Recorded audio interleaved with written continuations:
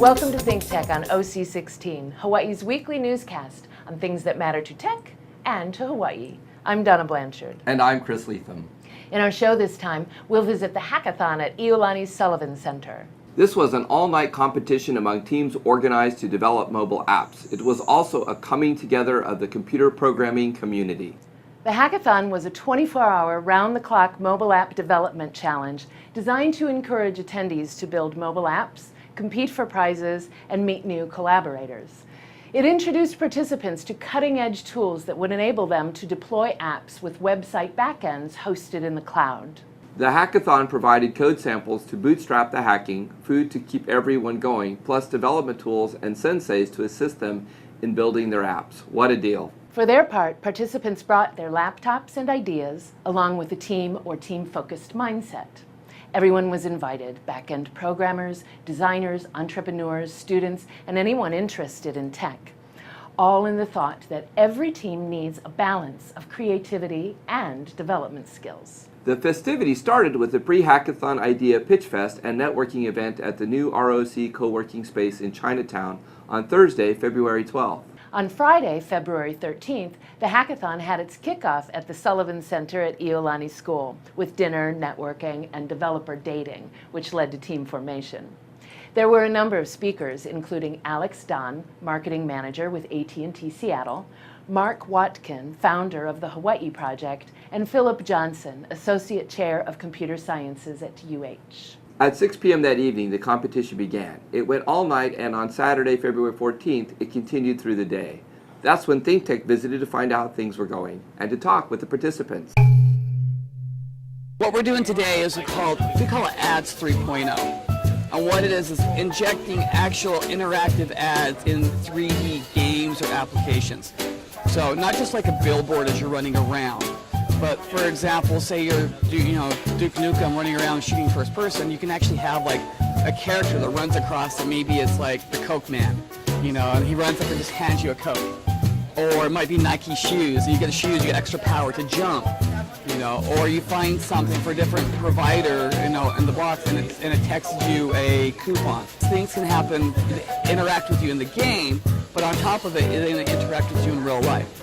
So for example, they said again, they might find somebody who says, oh, here's a coupon, might text you a coupon that you can take to a grocery store and buy, a Coke for half price or whatever. Just it's endless on the, providers of what can go on. And how many developers do you have working on this project? We mostly have 1, 2, 3, 4 of us actually. Tell us about the framework that you're using to build out this app. We're using a set of frameworks actually. We got the Unity game engine, what we created our game with to do our demo with. In there, we're creating an asset, which, in this case, to be our advertising item of what happens. We're taking the assumption like it's a Coke bottle and we're going to shoot it and get something, or whatever it is. We're still putting on the little skin of what the item is going to be. Basically, for our demo, it's going to be the first-person shooter shoots the asset and something happens. In this case, we don't have, a coupon to give you or anything like that. We're actually going to send a command to another mobile app, which is a cell phone that's controlling a robot. We have a time frame that we're trying to make so we can, going for the $5,000 prize. But what they're doing here is we're actually putting in the socket connections that we're going to connect to the cell phone. And in this case, we're just going to do raw sockets going across from one to the other. We thought about using PubNub and things like that, but we still had to get our tokens and OAuth put up, and we're short on time. It's really easy to do a really fast web server that can just take that information and run. I am the old man of the group, per se, in this one.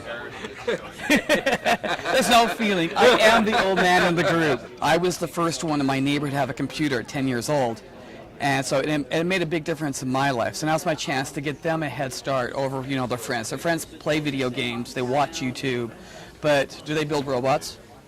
So it's about learning to be a producer, not just a consumer. Oh, completely.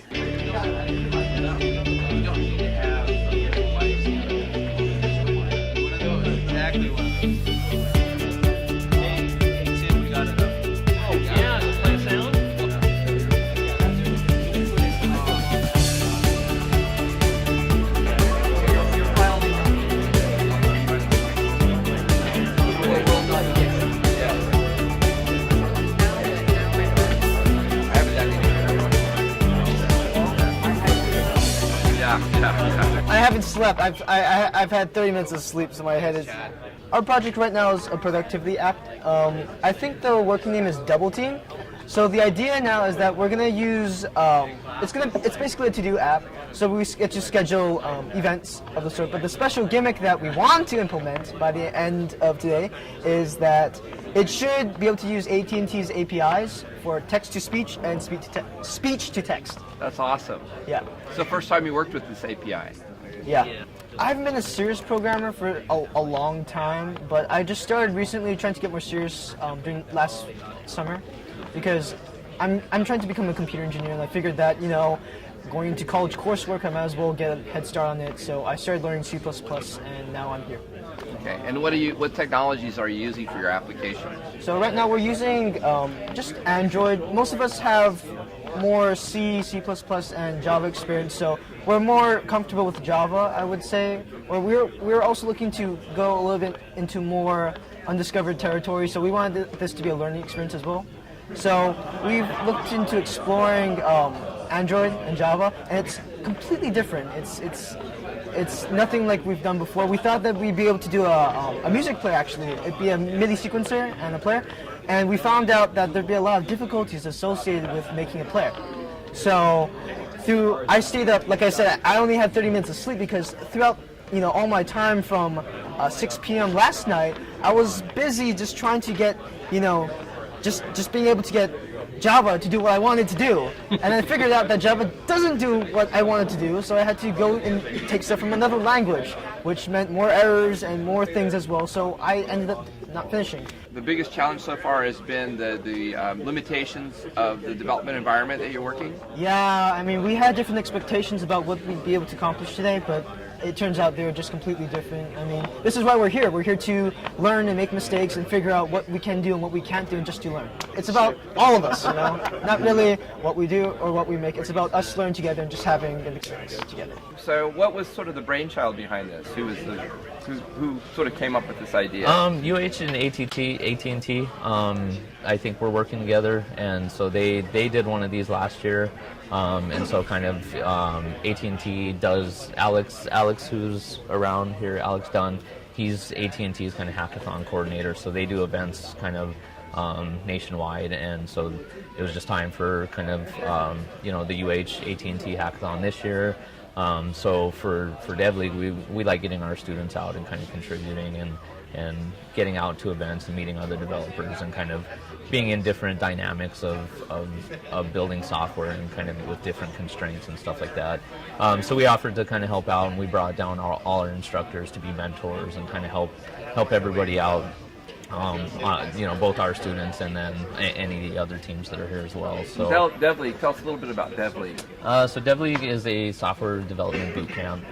So we're training people to learn how to be web developers in a short amount of time and really get into the job market at an accelerated pace. And so this is kind of our environment. Every day we're kind of in a hackathon mode of, everybody's in the classroom for 11 hours a day, really just learning how to build software and kind of growing over time and learning new frameworks and all of kind of the modern tools that are used on the web.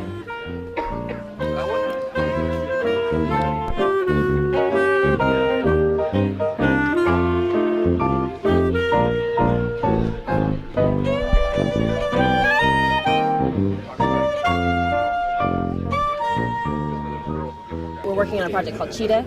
It's a Tinder-type application where you search for study buddies based on location, what you have to offer, what they have to offer, what you need to study, what they need to study. So right now we finished with the front end, struggling a little bit with the back end incorporating JavaScript into our HTML. But so far, we have, it looks good. We're just trying to optimize the functionality on it. Okay, so now what technology are you utilizing? Our primary language is HTML, and we're styling it with Sass. That's super awesome style sheets. We're trying to incorporate JavaScript into it just so that we can function in the future a lot better. But for now, we just have pretty much the skeleton, the looks down, so that a user could sort of use it. But we're not using actual people yet. It's just sample data. And are you using any JavaScript frameworks?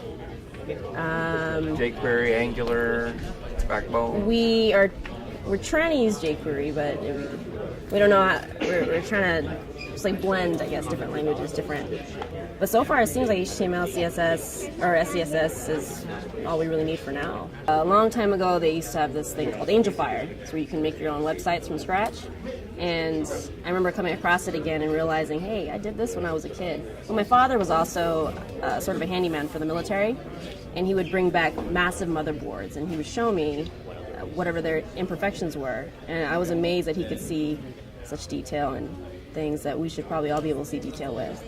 So I noticed that in the IT world there aren't a lot of females. It doesn't make a lot of sense, because when we're young, we all have an interest in science. But somehow when we get older, it fades. Maybe that's because of society's standards of us. So I want to change that, personally. Do you encourage other young girls to get involved in programming? Not just programming, just being involved in anything STEM. And I think that because there aren't many of us, that keeps other women away. Lack of camaraderie. You just gotta go. You gotta do it. But I noticed there are some girls here. And it's nice that we have each other. I think that if we didn't have each other, and we all get along pretty well, that it would be harder for us. And, you know, what's awesome about programming is that you don't see anyone's face when you look at code. And that's the key for all of us. You kind of forget what someone looks like, what their nationality is, what gender they are when you look at their code. You can tell if they've written good code or not. Yeah, you can tell if they care. Yeah, that's right. Because we write it for each other, and if it's messed up and someone else sees it, they really don't care who you are, what you are. Can you write better code? Thanks. That's all we really need. So what would you say to encourage other young girls to take a look at programming, or take a look at the STEM-oriented technology, STEM-oriented occupations? I think that they should just remember how they felt when they were younger, and when they used to get excited about science fairs. And there really isn't any difference between who goes into what. I know female mechanics. If it's fun to a guy, it'll be fun to you too, because we're all people, right? So what do you enjoy most about what you're doing? I enjoy that I don't make any waste, that I can build something substantial without throwing away a bunch of material. Maybe if I was a mechanical engineer, it'd be a lot of waste. And that people can use my things worldwide with just an internet hookup. I think that's amazing. And then somehow the IT community seems really tight. They're all connected just because of that. So where do you see things going in the future? Where do you see your opportunities, or what would you like to? What do you see as the ideal field? For me? Yeah. I honestly want to encourage that. My main reason for joining this is to show other women that you don't have to be the stereotype. I won't define what the stereotype is. You don't have to be a guy. You just have to love what you do. And if you want to make things from scratch, and we all can and we all want to, we like to do that. It doesn't matter who you are, just come. Well, you're really awesome. You really got great things to say. Well, I love it. And I really chose this too, not just for other women, not to encourage them, but because everybody loves each other. It's strange. It's not so competitive. I mean, we compete, right? But in the end, we're helping each other. We stay in touch. I've never seen more love in an industry ever. Oh, that's awesome. Yeah, that's awesome. It is awesome. Huh? So everybody gets along, and it's a very collaborative environment? It is. It has to be. You can do things on your own. It's difficult if you do that. Without each other, we wouldn't have what we have. We wouldn't be able to do this. Some people do choose to do projects on their own, and you hardly see them in the end. So why don't you share with us a little bit about your project? Well, so let's pretend this is you. I need help in algebra. But I can also offer help. We put English, it's just a joke. We're all Asian here. And if you hit submit, it's supposed to find you a study buddy. You find Evan. He offers algebra, but he needs biology, so then I can maybe go back. All right, well, maybe I can help him with that. So hopefully, since, oh no, we don't offer biology yet. No, so it's still in the works. But if I offer biology, then Evan would be my study buddy. We're also trying to add different features like location, maybe gender, in case people are uncomfortable. Maybe a girl would want to meet with another girl. And then we also want to have photos for each user that takes advantage of Cheetah. The original idea from Cheetah is supposed to, so then the A, this T is supposed to be lowercase, A plus, Cheetah. If you cheat, you get an A? No, I'm just kidding. Very cool. Yeah. Okay, you want to show us a little bit of the source code? Yeah, if you want to list ugly. I mean, not ugly, it's just crazy. So this is our HTML here. This is the JavaScript that Sarah and I are trying to work with. We're trying to incorporate that in, but so far this is pretty much all we need. All together we are getting everything. We're collaborating through GitHub. So whatever changes they make, I'm able to access, and whatever changes I make, I'm able to push towards them. But we do have to communicate. If you decide to make changes to the HTML file and someone else did too, it's going to clash. So we're pretty good at communicating with what not to do, what to do. And this is called, you have what's called a live reload, to where you don't have to refresh your browser every time you want to see a change. And when you make a change, it just happens. And we're learning all that at DevLeague. Everything that we're using now, we learn from DevLeague. Very nice. So you're a DevLeague student? I am. Yes. Yes, awesome. And you've been there how long? Since mid-January. And you know, I went to HPU for my undergrad in CS, and I haven't learned anything until I came here. I really felt like I wasn't ready for industry at all until now.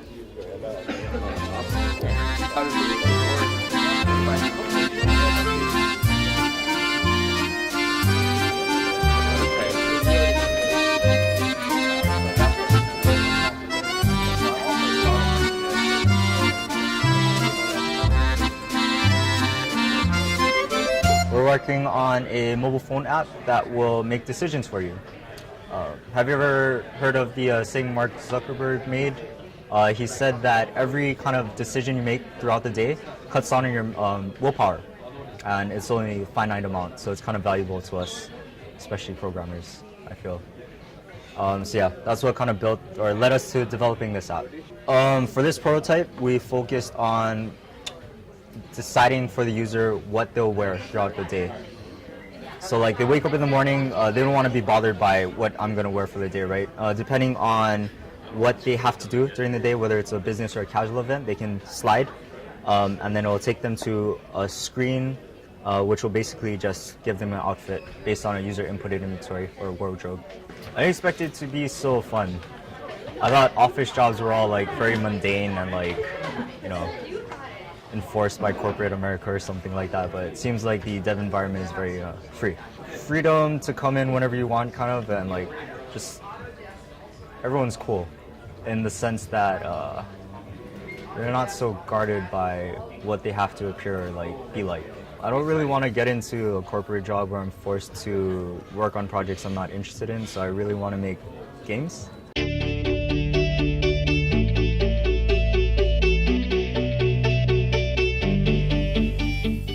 Senseis were available to help the teams code their apps, which had to be submitted by 6 p.m. that day, pencils down, when each team was expected to present a 3-minute pitch of its work. The teams were judged on 3 criteria: 33% on the team's ability to articulate what its app does, 33% on the originality of its idea, and 34% on its level of innovation. The team with the best overall app got to share $5,000 of gift cards.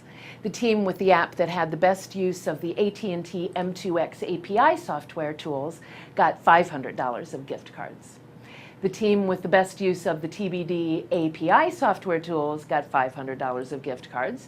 The team with the best app for government services and resources got $500 of gift cards. Many senseis helped. There was Jason Sewell, John Bergonia, Keili Bergonia, Ray Farias, Tony Gaskell, George Lee, and David Leake, all of DevLeague.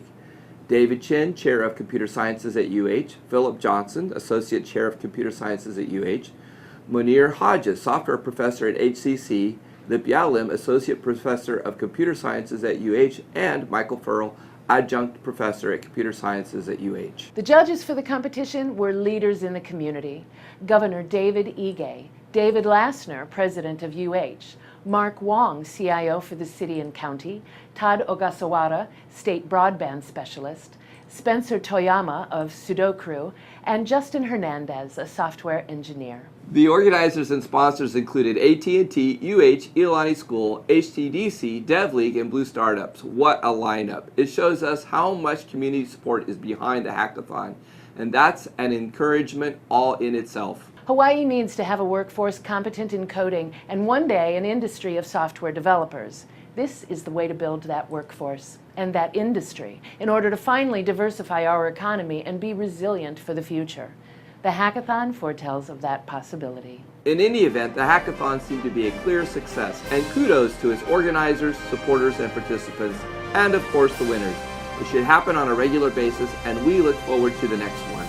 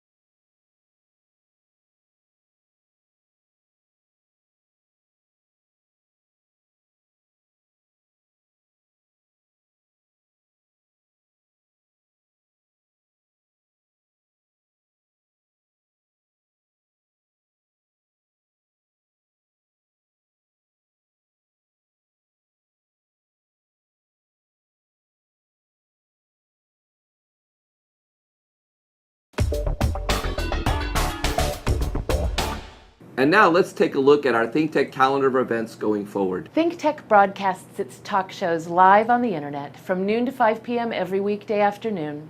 If you missed a show or want to replay or share any show, they're all archived on YouTube. Visit ThinkTechHawaii.com for our live stream and YouTube links, and to join our email list and to get these links and program advisories on our upcoming shows. We also invite you to be a part of our live audience in our downtown studio in Pioneer Plaza. Contact Jay at ThinkTechHawaii.com. Raise your awareness in every way on ThinkTech.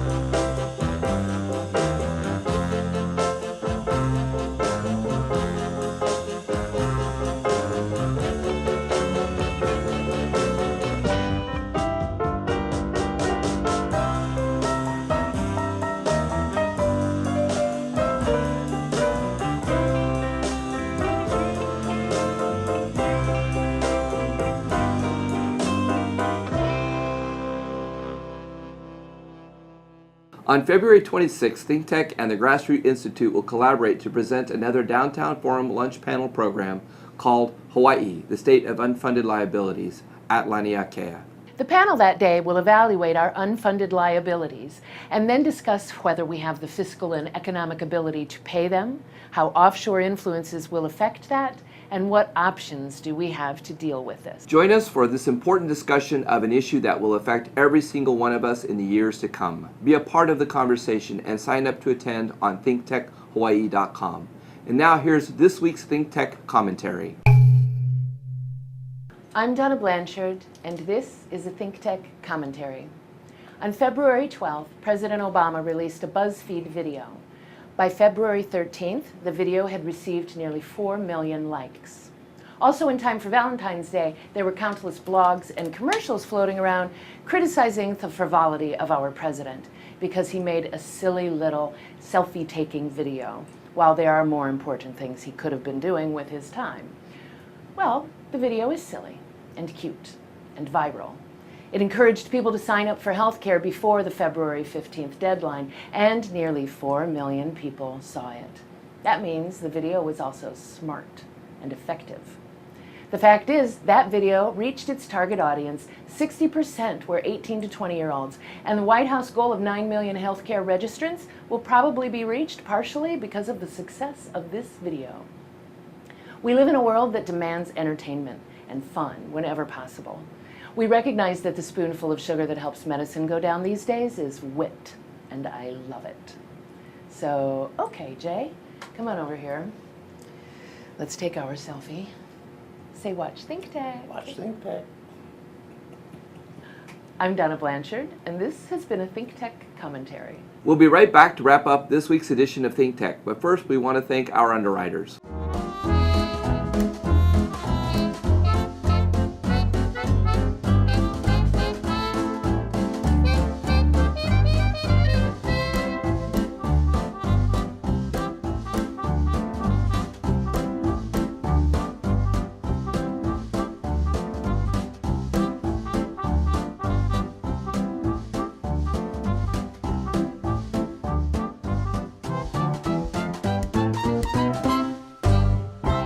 Okay, Chris, that wraps up this week's edition of ThinkTech. Remember, you can watch ThinkTech on OC16 several times every week. Can't get enough of it, just like Jay Fidel does. For additional times, check out oc16.tv. Definitely, Donna. For lots more ThinkTech videos and for underwriting and sponsorship opportunities on ThinkTech on OC16, visit thinktechhawaii.com. Be a guest or volunteer or producer or intern and help us reach Hawaii. Thanks so much for joining us on ThinkTech and for supporting tech, energy, diversification, and globalism in Hawaii. You can watch this show throughout the week and tune in next Sunday evening for our next important weekly episode. I'm Donna Blanchard, and I'll see you center stage. And I'm Chris Lethem. Aloha, everyone.